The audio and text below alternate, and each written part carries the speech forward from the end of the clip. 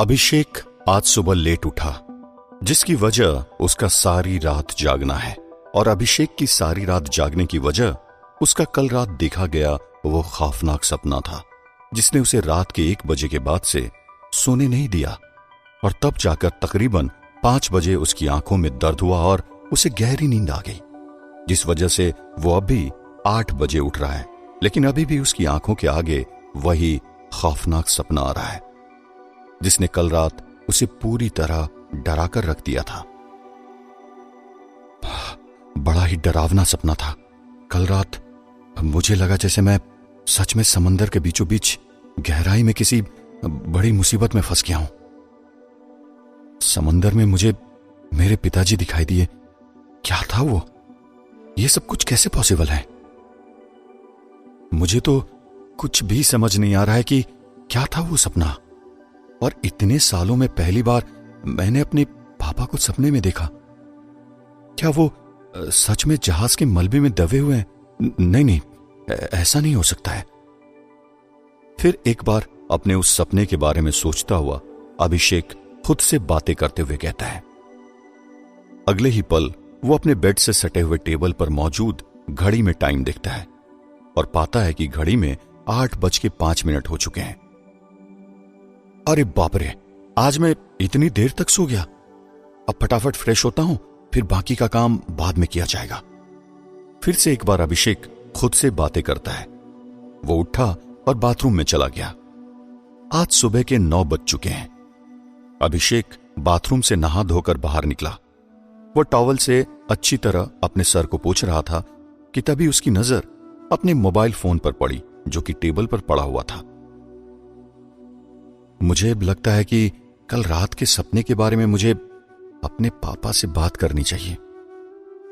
फिर उसके बाद मुझे उस किताब की तलाश में अंबेडकर लाइब्रेरी भी जाना है, जिसके लिए मैं यहां तक पहुंचा हूं। ऐसा कहते ही अभिषेक ने टेबल पर रखे अपने फोन को उठाया और अपने पिता विवेक शर्मा का नंबर डायल किया। पिता के फोन पर रिंग गई और कुछ देर बाद उन्होंने फोन उठाया।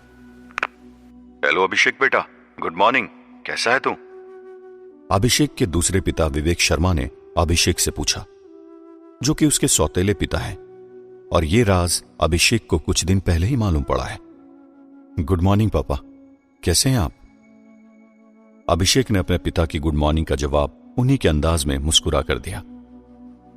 कहो मेरे बेटे, आज इतनी मॉर्निंग फोन करने का कोई खास कारण? अभिषेक के पिता ने उससे पूछा।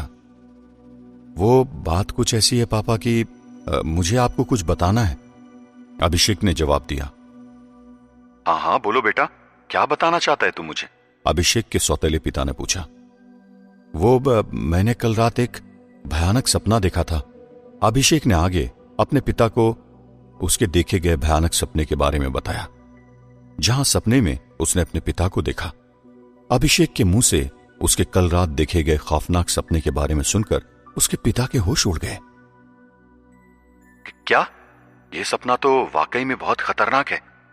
ऐसा लगता है जैसे ये सब तुम्हारी हकीकत से जुड़ा हुआ है। अभिषेक के पिता ने हैरान होते हुए कहा। हां, मुझे भी यही लगता है कि कहीं ना कहीं ये मेरी जिंदगी को प्रभावित करने वाला सपना है। कहीं ना कहीं इसका संबंध या तो मेरे पास्ट से है या तो फिर मेरे फ्यूचर से, पर कहीं ना कहीं इसका संबंध मुझसे तो जरूर है। अभिषेक ने फिर एक बार अपने पिता से कहा। इसका मतलब तुम अभी घर पर नहीं बल्कि चेन्नई में हो? वहां अचानक जाने की कोई खास वजह? अभिषेक के पिता ने फिर एक बार अपने बेटे से सवाल किया। हाँ पापा, मैं कल ही अपने किसी जरूरी काम से चेन्नई आया था, अभिषेक ने जवाब दिया। वो जरूरी काम क्या था? क्या तुम मुझे बताओगे? अभिषेक के पिता ने फिर एक बार अभिषेक से सवाल किया। अपने पिता के इस सवाल पर अभिषेक ने अपने पिता को वो सारी सच्चाई बता दी जिसने उसे यहां आने पर मजबूर कर दिया। तो इसका मतलब तो वो किताब तुम्हें जो चाहिए वो आधी जल चुकी है? अभिषेक के पिता ने फिर से कहा। हां, लेकिन आप मुझसे एक वादा करिए पापा कि आप इस राज को मां से छुपा कर रखेंगे, क्योंकि आप तो जानते ही हैं ना कि मां दिल की बहुत कच्ची है और मैं नहीं चाहता कि मेरी इस बात से मेरी मां को कोई तकलीफ पहुंचे, अभिषेक ने अपने पिता को समझाते हुए कहा। जवाब में उसके पिता ने कहा, अरे तुम चिंता मत करो अभिषेक, मैं तुम्हारी मां को कुछ नहीं बताऊंगा, लेकिन तुम्हारे वहां जाने से तकलीफ मुझे भी है। तुम जिस मिशन के बारे में सोचकर घर से निकले हो, उस मिशन में तुम्हारी जान भी जा सकती है बेटे, जो तुम्हारी मां के साथ साथ मेरे लिए भी बेहद तकलीफदायक है। फोन की दूसरी तरफ से उसके पिता ने कहा, मैं जानता हूं पापा कि इस मिशन में मेरी जान भी जा सकती है, लेकिन मेरा दिल कहता है कि मुझे उस राज के बारे में पता करना चाहिए जो ज़ेवितियार गर्त के अंदर दफन है, जिसने मेरे दादाजी और मेरे पिता के साथ साथ न जाने कितने लोगों को अपने अंदर समा लिया है। खैर, आप अपना ख्याल रखिए और साथ में मां और सुरभि का भी ख्याल आपको ही रखना है, क्योंकि मैं इस बात पर श्योर नहीं कि अब आगे आपसे मुलाकात होगी भी या नहीं, अभिषेक ने कहा। अरे नहीं बेटा, तुझे कुछ नहीं होगा, ऐसा मेरा दिल कहता है। भगवान पर भरोसा रखो, तुझे कुछ भी नहीं होने देंगे वो। और रहा सवाल तेरी मां और सुरभि के ख्याल रखने का, तो हाँ बेटा, तू चिंता मत कर, तेरी मां और बेटी सुरभि का ख्याल मैं रखूंगा। अभिषेक के पिता ने फोन की दूसरी तरफ से उसे विश्वास दिलाते हुए कहा, और फोन की इस तरफ अभिषेक की आंखों से आंसू बह निकले। उसने अपने आंसू पोंछे और वापस अपने पिता से बात करने लगा। अच्छा पापा, आप भी अपना ख्याल रखिए, लगता है अभी मुझे फोन रखना चाहिए। ऐसा कहते ही अभिषेक ने फोन कट कर दिया। अगले ही पल अभिषेक फटाफट तैयार हुआ, जल्दबाजी में ब्रेकफास्ट किया और फिर वो होटल के बाहर रोड की तरफ आ गया। रोड पर वो ऑटो की तलाश करने लगा। तकरीबन 5 मिनट बाद उसे एक ऑटो मिला। मुझे अंबेडकर लाइब्रेरी तक जाना है, अभिषेक ने कहा और फिर ऑटो में बैठ गया। तकरीबन आधे घंटे बाद अभिषेक ऑटो से अंबेडकर लाइब्रेरी के बाहर पहुंचा। अभिषेक ने ऑटो वाले को पैसे दिए और फिर ऑटो से बाहर उतरकर अंबेडकर लाइब्रेरी को बड़ी गौर से देखने लगा, जो कई मंजिला एक बहुत बड़ी लाइब्रेरी है। एक तरफ अभिषेक ने अपने पापा से बात कर ली थी और अब लाइब्रेरी पहुंच चुका था, तो वहीं दूसरी तरफ सुपर अर्जुन के द्वारा ट्रेन को रोके जाने के बाद सुबह के लगभग 5 बजे सभी कॉलेज स्टूडेंट्स ट्रेन से बाहर आ जाते हैं। सुबह का मौसम है, इसी वजह से स्टेशन में चुनिंदा लोगों के अलावा और कोई नहीं है। ओह गॉड, ये कहां आ गए हम? सर, ऐसी सिचुएशन में हम रामेश्वरम कैसे पहुंच पाएंगे? ट्रेन से बाहर निकलते ही काम्या ने सिद्धार्थ सर से क्वेश्चन किया। डोंट वरी, मैंने रामेश्वर जाने का बंदोबस्त कर दिया है, सिद्धार्थ सर ने एक शांत लहजे में कहा। स्टूडेंट्स, आप सभी फिक्र ना करें, ट्रेन के खराब होने की इंफॉर्मेशन मैंने कॉलेज डिपार्टमेंट को दे दी है। उन्होंने मुझे बताया कि शाम के 4 बजे हमें एक बोट लेने आ जाएगी। यहां से समुद्र का रास्ता महज आधे घंटे का है, इसलिए हमें शाम 3 बजे तक यहीं रहना होगा। सिद्धार्थ सर सारे कॉलेज स्टूडेंट से एक तेज कड़क आवाज में कहते हैं। क्या शाम 3 बजे तक यहां? मतलब आज मैं पूरा दिन ऐसी जगह बिताना होगा? मोंटी हैरान होते हुए विकी से कहता है। अब इसमें हम क्या कर सकते हैं भला? सर का ऑर्डर है तो फॉलो तो करना ही होगा ना, विकी मोंटी से कहता है और फिर दोनों कुछ बातें करने लगते हैं। इसी बीच उन दोनों की नजर सामने अर्जुन पर जाती है। वो कुछ कहते इससे पहले ही वहां पर आवाज आई। अटेंशन अटेंशन, सभी स्टूडेंट्स पास में ही बसे जंगल में टेंट बनाकर रहेंगे। खाने पीने का इंतजाम जंगली फलों और समुद्र की मछलियों से करना होगा। मैं आज दिन भर का सारा काम सभी स्टूडेंट्स में बांट दूंगा। सभी को मेरे द्वारा बताया गया काम करना होगा। एक बार फिर सिद्धार्थ सर सभी स्टूडेंट्स की तरफ देखते हुए कहते हैं। यस सर, सभी स्टूडेंट्स एक साथ कहते हैं। इसके बाद सभी स्टूडेंट्स ट्रेन स्टेशन से हटकर कुछ दूरी पर बनी सड़क की तरफ जाने लगते हैं। सबसे आगे विकी, उसके पीछे सिद्धार्थ सर और उनके पीछे सारे स्टूडेंट्स चल रहे हैं। विकी अभी कुछ कदम चला ही था, तभी इतने में उसकी नजर सड़क पर खड़ी बुलेट क्लासिक बाइक पर जाती है, जिसके ऊपर एक लड़का अपने चेहरे पर राउंड कैप डाले लेटा हुआ है। विकी को बाइक पर लेटे उस लड़के का ये स्टाइल कुछ खासा पसंद नहीं आता और वो बाइक पर लेटे उस लड़के के पास चला जाता है। ए, हु आर यू? इस तरह सड़क पर अपनी बाइक के ऊपर क्यों लेटे हो? विकी एक कड़क आवाज में उस लड़के से कहता है। लेकिन विक्की के इस सवाल का वो लड़का कोई भी जवाब नहीं देता। अनजान लड़के को जवाब ना देता देख विक्की का ईगो हर्ट हो जाता है और वो बुलेट पर लेटे उस लड़के का हाथ हिलाने लगता है। अगले ही पल बुलेट पर लेटा वो लड़का अपने चेहरे से राउंड कैप हटाकर स्टाइल मारते हुए बाइक से नीचे उतरता है। तुम यहां क्या कर रहे हो? उस लड़के का चेहरा देखने के बाद विक्की थोड़ा शॉक्ड होकर कहता है, एडवेंचर ट्रिप पर निकले हो और इतना ही भूल गए कि बिट्टू के बिना कोई भी ट्रिप पूरी नहीं होती। बाइक से उतरा वो लड़का विक्की से कहता है, यह लड़का कोई और नहीं बल्कि अर्जुन का कजन ब्रदर बिट्टू है। कुछ ही पलों में सारे कॉलेज स्टूडेंट्स बिट्टू के पास आ जाते हैं। बिट्टू तू यहां क्या कर रहा है? तुझे तो परमिशन ही नहीं थी ना यहां हमारे साथ ट्रिप में आने की। स्टूडेंट्स के बीच से निकलकर आया अर्जुन बिट्टू से पूछता है। किसने कहा कि मुझे परमिशन नहीं? बिट्टू ने हंसते हुए अर्जुन से पूछा। बिट्टू के इस जवाब पर अर्जुन उसे घूर कर देखता है। तुम इस एडवेंचर ट्रिप का हिस्सा नहीं हो बिट्टू। इससे पहले कि अर्जुन आगे पीछे कुछ और बोल पाता, सिद्धार्थ सर ने कहा, मैं यहां बेवजह नहीं आया हूं। मेरे पास स्पोर्ट्स डिपार्टमेंट के मेन हेड का दिया गया परमिशन लेटर है। सर, भले ही अर्जुन मेरा कजन है पर मैं इसके जैसा बकलोल नहीं हूं। सिद्धार्थ सर से इतना कहकर बिट्टू अपनी जेब से एक परमिशन लेटर निकालता है और सिद्धार्थ सर को दिखाता है। सिद्धार्थ सर बहुत ध्यान से उस परमिशन लेटर को पढ़ते हैं। ओह हाँ, ये तो डिपार्टमेंट के मेन हेड सर का साइन किया गया परमिशन लेटर है। अब तुम हमारे साथ एडवेंचर ट्रिप पर चल सकते हो। हाँ, मुझे कोई दिक्कत नहीं है। परमिशन लेटर को पढ़ने के बाद सिद्धार्थ सर ने बिट्टू से कहा, थैंक यू सर। बिट्टू ने कहा, लेकिन तू इतनी जल्दी लखनऊ से यहां कैसे पहुंच गया? इसी बीच अर्जुन ने बिट्टू से पूछा। मैं तुझे ये क्यों बताऊं? ये बता। इतना कहकर बिट्टू हंसता है और फिर कहता है, चल फिर भी तुझे मैं बता देता हूं। मैं यहां फ्लाइट से आया हूं और फ्लाइट से यहां आने में मुझे कम टाइम लगा। बिट्टू मुंह बनाते हुए अर्जुन से कहता है। खैर, इन सब बातों के बाद बिट्टू सभी स्टूडेंट्स के साथ जंगल की तरफ जाने लगता है। कुछ ही देर में ये सभी स्टूडेंट्स जंगल के पास आ जाते हैं। अटेंशन डियर ऑल स्टूडेंट्स, आप सभी को यहीं टेंट लगाने होंगे। यहां बहुत ज्यादा झाड़ी है, इसलिए यहां सफाई करनी होगी। साथ ही आग जलाने का काम, जंगल से लकड़ियां, जंगली फल और समुद्र से मछलियां पकड़ने का काम सारा आप सभी स्टूडेंट्स को ही करना होगा। आज तुम लोग भी ये सब करके देखो। हम जब अपने जमाने में कॉलेज में थे तब ऐसा किया करते थे। इसलिए सब एकदम जोश से भर जाओ और काम शुरू करो। सिद्धार्थ सर स्टूडेंट्स से कहते हैं और अगले ही पल वे स्टूडेंट्स में सारा काम बांट देते हैं। सभी स्टूडेंट्स सर द्वारा बताया गया काम करना शुरू कर देते हैं। अर्जुन के हिस्से में झाड़ियां काटने का काम, तो वहीं काम्या को आग जलाने का काम दिया गया है। अर्जुन कुछ ही देर में सारी झाड़ियां काट देता है और फिर आराम से टेंट लगाकर बैठ जाता है। तुम अभी तक गए नहीं?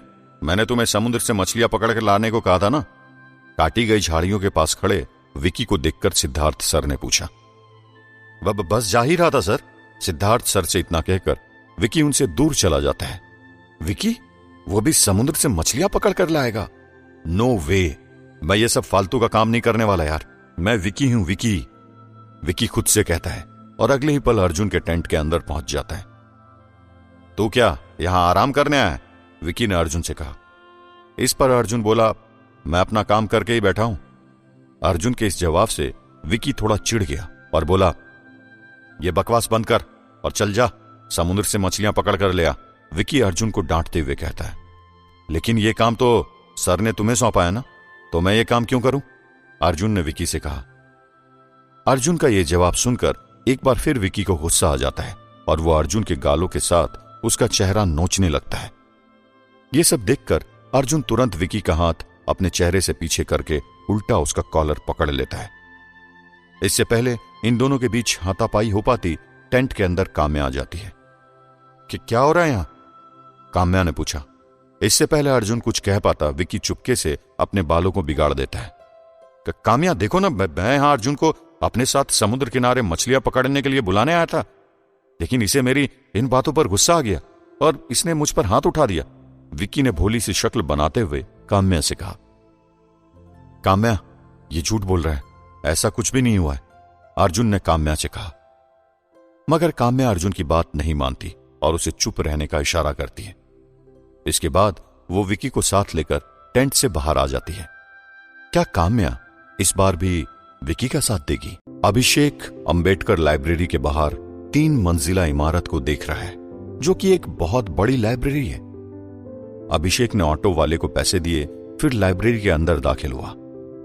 वहां पहुंचकर अभिषेक को वहां अंबेडकर लाइब्रेरी के लाइब्रेरियन के साथ 2 लोग दिखे, जिनमें एक लड़की और एक लड़का शामिल है।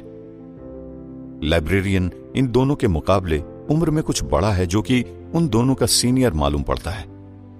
वो अभिषेक को बड़े गौर से देखता है और पूछता है, हाँ बताइए, हम कैसे हेल्प कर सकते हैं आपकी?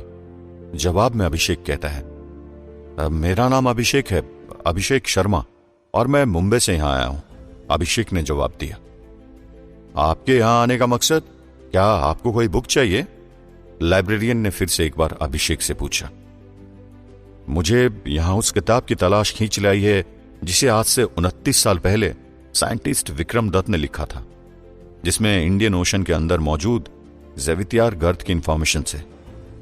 मैंने उसके बारे में रिसर्च किया तो पाया कि अचानक कुछ साल पहले इस लाइब्रेरी में आग लगने से वो किताब आधी जल गई थी, और अब यहां आधी किताब बची हुई है, जो कि यहां इस लाइब्रेरी में मौजूद है। अभिषेक ने कहा। अभिषेक का जवाब सुनते ही लाइब्रेरियन पूरी तरह से चौंक गया और अचानक अपनी जगह पर खड़ा हो गया। ये तुम क्या कह रहे हो? और तुम्हें पता भी है तुम किस चीज के बारे में बात कर रहे हो? लाइब्रेरियन ने चौंकते हुए कहा। उसकी बात सुन अभिषेक भी चौंक गया और फिर बोला, हाँ, मैं इसी कारण तो यहां आया हूं, और आप इतने हैरान क्यों हो रहे हैं? क्या बात है? अभिषेक के इस सवाल पर लाइब्रेरियन ने कहा, उस किताब को हासिल क्यों करना चाहते हो तुम? वो मैं आपको नहीं बता सकता, बस मुझे उस किताब को हासिल करना है जो मेरे लिए इस वक्त सबसे जरूरी काम है, अभिषेक ने कड़क अंदाज में जवाब दिया। देखो, तुम यहां से चले जाओ, तुम्हें वो किताब नहीं मिलेगी। लाइब्रेरियन ने भी एक कड़क अंदाज में जवाब दिया और अभिषेक को वापस जाने को कहा। मैं यहां से वापस जाने नहीं आया हूं, बल्कि मुझे उस किताब को हासिल करना है जो आज से 29 साल पहले विक्रम दत्त ने लिखी थी। और मुझे यह समझ नहीं आ रहा कि आप ऐसे रिएक्ट क्यों कर रहे हैं? आपका तो काम है किताबें देना कस्टमर को, अभिषेक ने थोड़ी तेज आवाज में कहा, क्योंकि कहीं ना कहीं वो झल्ला गया था। देखो, मैंने कहा ना तुमसे, यहां से चले जाओ, वरना मुझे तुम्हारे साथ जबरदस्ती करनी पड़ेगी, और यहां के सिक्योरिटी गार्ड से कहकर तुम्हें यहां से धक्के मारकर बाहर निकालना पड़ेगा, लाइब्रेरियन अभिषेक पर चिल्लाता हुआ बोला। लाइब्रेरियन को चिल्लाता हुआ देख अभिषेक ने सोचा कि अगर वो इस तरह लाइब्रेरियन से तेज बहस करेगा तो लाइब्रेरियन उसे यहां से भगा देगा। इसीलिए अब वो लाइब्रेरियन से थोड़ा विनम्रता बरतता है। सर, आप मेरा यकीन कीजिए, मेरे लिए उस किताब को हासिल करना बेहद जरूरी है। प्लीज आप मुझे उस किताब तक पहुंचने में मेरी मदद कीजिए, अभिषेक लाइब्रेरियन से रिक्वेस्ट करते हुए बोला। अभिषेक की बातें सुन लाइब्रेरियन वापस अपनी चेयर पर बैठ गया। फिर उसने अपना चश्मा उतारा और फिर एक बार अभिषेक को देखा और अपनी नजरें वापस से नीचे झुका ली। फिर वो कुछ सोचने लगा। हाँ ठीक है, मैं तुम्हें उस किताब को ढूंढने का मौका दूंगा, लेकिन उससे पहले तुम्हें मुझे यह बताना होगा कि तुम्हारा उस किताब को हासिल करने का मकसद क्या है? लाइब्रेरियन ने फिर से अभिषेक से सवाल किया। देखिए, मैं जिस मिशन पर निकला हूं वो एक सीक्रेट मिशन है, जिस बारे में मैं इस तरह आपको नहीं बता सकता। आप मुझ पर यकीन करिए प्लीज। देखिए, मेरा कोई गलत मकसद नहीं है, अभिषेक ने जवाब दिया। अभिषेक का जवाब मिला तो लाइब्रेरियन फिर एक बार अपनी जगह से उठकर अभिषेक के पास गया। देखो, अगर तुम अपने उस मकसद के बारे में मुझे नहीं बताओगे तो मैं तुम्हारी मदद नहीं कर सकता, क्योंकि कहीं ऐसा ना हो कि तुम्हारा मकसद गलत हो। यकीन मानो, मैं तुम्हारी इंफॉर्मेशन को कहीं भी लीक नहीं करूंगा, लाइब्रेरियन चुपके से अभिषेक के कान में बोला। देखिए, मेरा कोई गलत मकसद नहीं है। अगर आपको ऐसा लगता है तो मैं जरूर आपको अपने उस सीक्रेट मिशन की इंफॉर्मेशन दे दूंगा, पर आप अभी इतना जान सकते हैं कि मेरे पापा और मेरे दादाजी के मौत का राज जुड़ा हुआ है, अभिषेक ने लाइब्रेरियन को भरोसा दिलाते हुए कहा। अभिषेक की बातें सुनकर लाइब्रेरियन ने एक गहरी सांस ली। मुझे तुम्हारी आंखों में सच्चाई नजर आती है, इसलिए तुम अपने सीक्रेट मिशन के बारे में मुझे मत बताओ और जाओ इस लाइब्रेरी के अंदर, खुद ही उस किताब की तलाश करो जिसकी वजह से तुम यहां आए हो, लाइब्रेरियन ने अभिषेक से कहा। Thank you so much sir, मुझे उस किताब को तलाशने की परमिशन देने के लिए, अभिषेक लाइब्रेरियन का शुक्रिया अदा करते हुए बोला। यू आर वेलकम अभिषेक, लेकिन एक बात ध्यान रहे, कई साल पहले इस लाइब्रेरी में जो आग लगी थी, जिस आग ने उस किताब के आधे पन्ने जला दिए थे, जिस वजह से हमें उस किताब के आधे जले हुए पन्नों की एक कॉपी बनानी पड़ी थी, कई सालों से हमने उस कॉपी की तलाश नहीं की है। इसलिए तुम्हें बड़ी ही बारीकी से उसकी तलाश करना है, क्योंकि हो सकता है कि काफी बारीकी से तलाश करने के बावजूद भी वो किताब तुम्हें ना मिले, लाइब्रेरियन अभिषेक को आगाह करते हुए बोला। जिसके जवाब में अभिषेक ने कहा, मैं इस बात का ध्यान रखूंगा। और फिर वो उस लाइब्रेरी में साइंटिस्ट विक्रम दत्त द्वारा लिखी गई उस बुक को तलाशने लगा, जिसका नाम है secrets of the Indian ocean. Library काफी बड़ी है। अभिषेक अभी उस किताब secrets of the Indian ocean को लाइब्रेरी के ग्राउंड फ्लोर में तलाश कर रहा है। अभिषेक काफी सारी किताबों को टटोलता हुआ आगे बढ़ता है। उसे यहां कुछ ऐसी किताबें नजर आई जिनके बारे में उसने पहले कभी नहीं सुना था, लेकिन बावजूद इसके कई घंटे तलाशने के बावजूद उसे अभी तक वो किताब कहीं भी नहीं मिली। मुझे उस किताब को तलाशते हुए अब पूरे 2 घंटे होने को है, लेकिन बावजूद इसके अभी भी मुझे वो किताब नहीं मिल पाई। और ये लाइब्रेरी भी काफी बड़ी है। ग्राउंड फ्लोर में ही जब मुझे इतना वक्त लग गया तो बाकी के 2 फ्लोर में कितना टाइम लगेगा कुछ कहा नहीं जा सकता। लेकिन कुछ भी हो, कैसे भी करके आज मैं उस किताब को हासिल करके रहूंगा, ये मेरा खुद पर विश्वास है। खुद को विश्वास दिलाते हुए अभिषेक मन ही मन कहता है, क्योंकि विश्वास और धैर्य के अलावा इतनी बड़ी लाइब्रेरी में उस किताब को तलाशने के लिए उसके पास और कोई ताकत भी नहीं है। एक तरफ अभिषेक किताब को जी जान से ढूंढने में लगा हुआ था, तो वहीं दूसरी तरफ कोच सिद्धार्थ ने एडवेंचर ट्रिप में मौजूद सभी स्टूडेंट्स को एक जगह इकट्ठा होने को कहा और उनको कुछ बता रहे हैं। स्टूडेंट्स, जैसा कि आप सभी को मालूम होगा कि आज शाम 4 से 5 बजे के करीब हमें यहां से लेने के लिए एक शिप आएगा जो हमें यहां से चेन्नई लेकर जाएगा। फिर चेन्नई पहुंचकर हम वहां कुछ देर आराम करेंगे, तब जाकर हम वहां से रामेश्वरम के लिए रवाना होंगे। लेकिन एक बात की हिदायत मुझे इस बार तुम्हें देनी ही पड़ेगी। वैसे बताने की जरूरत तो नहीं पड़नी चाहिए थी, लेकिन आप लोगों ने ट्रेन में कल रात जो लड़ाई झगड़ा किया था, उस वजह से मुझे किसी नादान बच्चे की तरह तुम्हें समझाना पड़ रहा है कि आइंदा से आगे अगर ऐसा कुछ हुआ तो इसकी कड़ी से कड़ी सजा तुम लोगों को मिलेगी। कोच सिद्धार्थ ने थोड़ा गुस्सैल रवैये से वहां पर मौजूद सभी स्टूडेंट से कहा। सर, हर लड़ाई की शुरुआत हर बार अर्जुन ही करता है, इसलिए सजा का हकदार तो सिर्फ अर्जुन ही है, विक्की ने कोच सिद्धार्थ से कहा और अर्जुन की ओर घूरने लगा। सर, ये हर बार मुझ पर झूठा इल्जाम लगाता है, यहां तक कि इस ट्रिप के ज्यादातर स्टूडेंट्स मेरे खिलाफ है। इन सभी की मिलीभगत है। ये लोग साजिश के तहत हर बार गलती खुद करते हैं और लड़ाई की शुरुआत खुद करते हैं और फिर मुझे फंसा देते हैं, अर्जुन अपना बचाव करते हुए बोला। तभी प्रिया अर्जुन के पास आई और अर्जुन का पक्ष लेते हुए कोच सिद्धार्थ से बोली, अर्जुन सही कह रहा है सर, अर्जुन एक सीधा साधा लड़का है और हर बार ये सभी मिलकर अर्जुन को फंसा देते हैं। कल रात ट्रेन में जब लड़ाई हुई थी तो उसमें अर्जुन का कोई हाथ नहीं था सर, बल्कि सारा कसूर इन सभी का था जो अर्जुन को न जाने कब से परेशान कर रहे थे।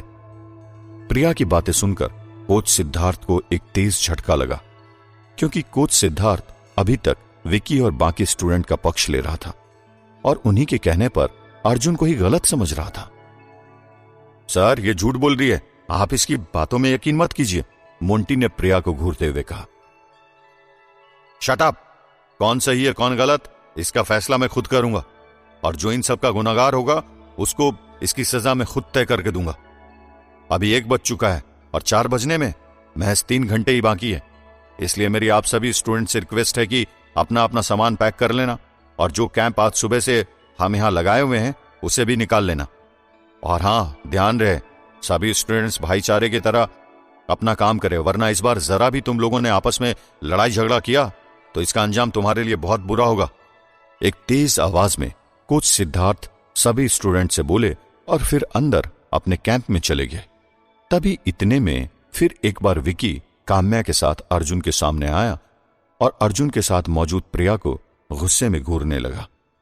तुमने आज कोच सिद्धार्थ के सामने अर्जुन का साथ देकर अच्छा नहीं किया प्रिया। तुम्हें पता है ना हमारे खिलाफ जाने का अंजाम क्या होगा। विक्की गुस्सेल नजरों से प्रिया को घूरते हुए बोला, पर प्रिया भी डरी नहीं, बल्कि उसने उल्टा हिम्मत दिखाया। मैंने सही किया गलत किया ये बताने वाले तुम कौन होते हो?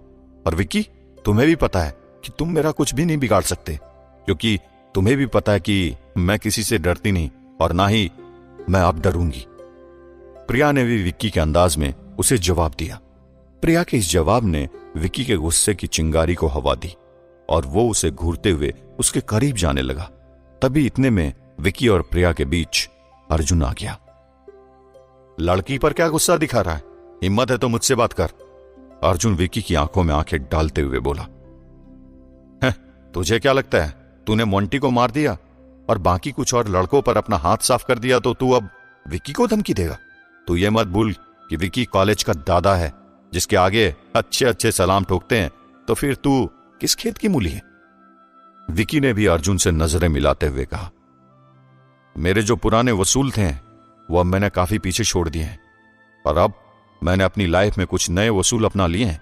मेरे ये नए वसूल कहते हैं कि जब तक तुम्हें कोई छेड़े नहीं तब तक तुम भी उसे कुछ मत बोलो, लेकिन अगर पानी सर के ऊपर चला जाए तो उसका जवाब देना तुम्हारा कर्तव्य होता है, वरना सामने वाला तुम्हारे ऊपर हावी हो जाएगा। वैसे भी भगवान श्री कृष्ण कहते हैं कि अन्याय करने वाला तो गलत होता है और उससे भी ज्यादा गलत अन्याय सहने वाला होता है।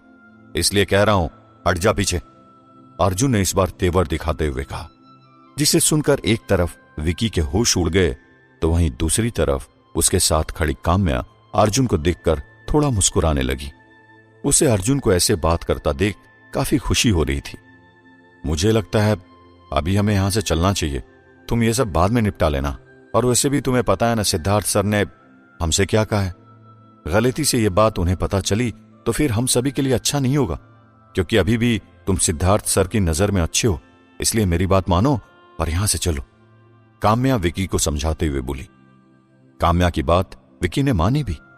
वो काम्या के साथ जाने को तैयार हुआ, लेकिन जाते जाते उसने पीछे मुड़कर अर्जुन को फिर एक बार अपनी गुस्सैल नजरों से देखा। एक तरफ अर्जुन आज गुस्से में आ गया था, तो वहीं दूसरी तरफ अभिषेक घंटे दर घंटे किताब की तलाश करता रहा। उसने उस लाइब्रेरी के 2 फ्लोर को अच्छे से तलाश कर लिया, लेकिन उसे secrets of the Indian ocean नाम की वो किताब अभी भी नहीं मिली, जिसने अभिषेक का मनोबल कुछ हद तक डाउन कर दिया। मैं लाइब्रेरी के 1st और 2nd फ्लोर में काफी तलाश कर चुका हूं उस किताब की, लेकिन अभी भी मेरे हाथ सिर्फ असफलता ही लगी है। कहीं लाइब्रेरी के उस लाइब्रेरियन की बातें सच तो नहीं? क्या सचमुच यहां वो किताब अवेलेबल नहीं है? खुद से बातें करते हुए फिर एक बार अभिषेक ने कहा, और फिर जैसे तैसे हिम्मत करते हुए अभिषेक एक गहरी सांस लेकर लास्ट और आखिरी फ्लोर में चला गया, जहां इस किताब के मिलने के चांसेस बस आखिरी ही हैं। खैर, अभिषेक अभी अपनी हताशा को भुलाकर वापस से अपना मनोबल ऊंचा करते हुए 1st फ्लोर में उस किताब को तलाशने लगा है, जहां उस किताब को तलाशते हुए उसे अब पूरे 2 घंटे होने को है और अब वहां सिर्फ 2 ही किताबें आखिरी बची हैं। लेकिन उसे आखिरी 2 किताबों में वो किताब secrets of the Indian ocean नहीं मिलती, जो अभिषेक का मनोबल तोड़ देती है और उसके चेहरे पर वापस से मायूसी छा जाती है। अभिषेक हताश होकर वापस लाइब्रेरी से बाहर आ जाता है। तभी उसके फोन पर एक कॉल आता है, जिसे वो पिक करता है। हेलो अभिषेक, कैसा है तू? फोन की दूसरी तरफ से आवाज आती है, यार बिट्टू, मैं ठीक हूं, तू बता, आज अचानक फोन कैसे कर लिया तूने? अभिषेक ने अपने दोस्त बिट्टू से सवाल किया। अरे मेरे कॉलेज की ट्रिप रामेश्वरम जा रही थी, जिसका हिस्सा मैं भी हूं, और अब हम लोग अभी कुछ देर बाद एक शिप में बैठेंगे, फिर समंदर के रास्ते चेन्नई की तरफ रवाना होंगे। चेन्नई पहुंचने के बाद हम वहां से रामेश्वरम की तरफ जाएंगे। अब मैं तुझसे जो कहता हूं वो ध्यान से सुन। जब मैं चेन्नई पहुंचूंगा तब तुझे फोन करूंगा। मैं यार तुझसे मिलना चाहता हूं, बिट्टू ने अभिषेक से कहा। चल, अब तू यहां आया हुआ ही है तो हम आपस में मिल भी लेंगे, क्योंकि काफी साल हो गए मैंने तुझे देखा नहीं यार, अभिषेक ने जवाब दिया। तभी उसे लाइब्रेरी के दूसरे छोर से कुछ आवाज आई। हाँ? ये अब क्या हुआ? कहते हुए अभिषेक भागा। आखिर अब क्या होगा और कैसे मिलेगी वो किताब अभिषेक को?